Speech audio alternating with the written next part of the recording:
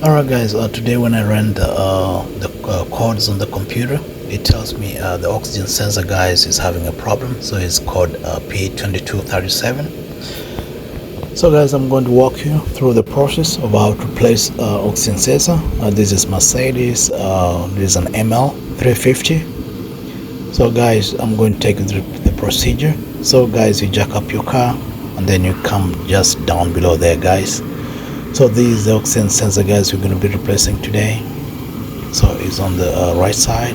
So there are two of them guys, so make sure before you do the replacement that you know which oxygen sensor you're going to replace it. So guys, when you come back here, you have guys first to identify which connector you have to disconnect for the oxygen sensor.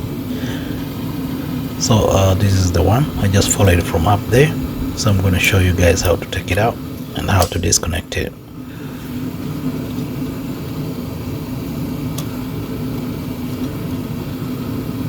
So guys, you just press over here like this, and then just you pull it out. So guys, sorry, I'm using one hand, so I'm going to show you when it's out.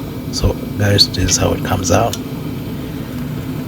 And then if you're doing multiple replacement guys, make sure you mark well which oxygen sensor goes to where. So next guys, we have to take it out from these clips.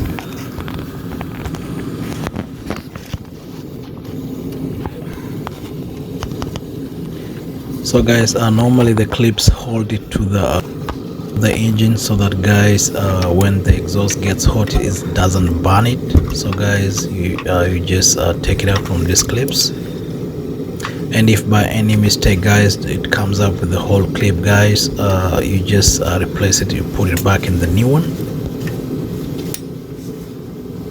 Alright, just like that guys, you see that one came out with the clip. So I'll just replace it on the new one, and then I'm going to just put it back in there.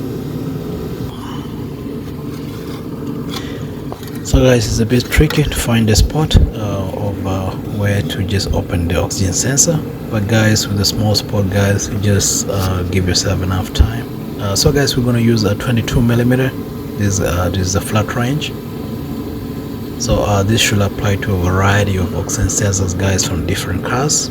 So once you have it guys, you open it anti-clockwise.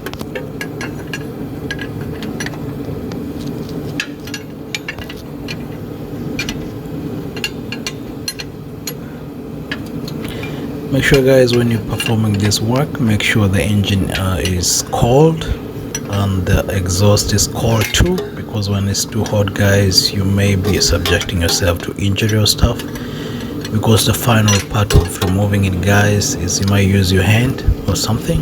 So make sure the engine is cold.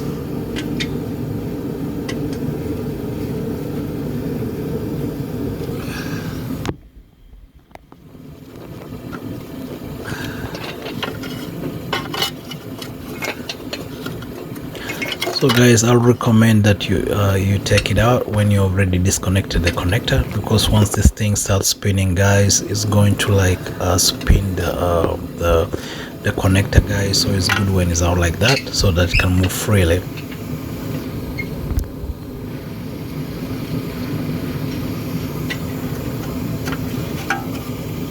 So guys, finally this is our oxygen sensor is out. So guys, to replace it back in, you just do the reverse of this, and then make sure you check the new one to be like the same size with this one, then you'll be good to go. Alright guys, see you next time.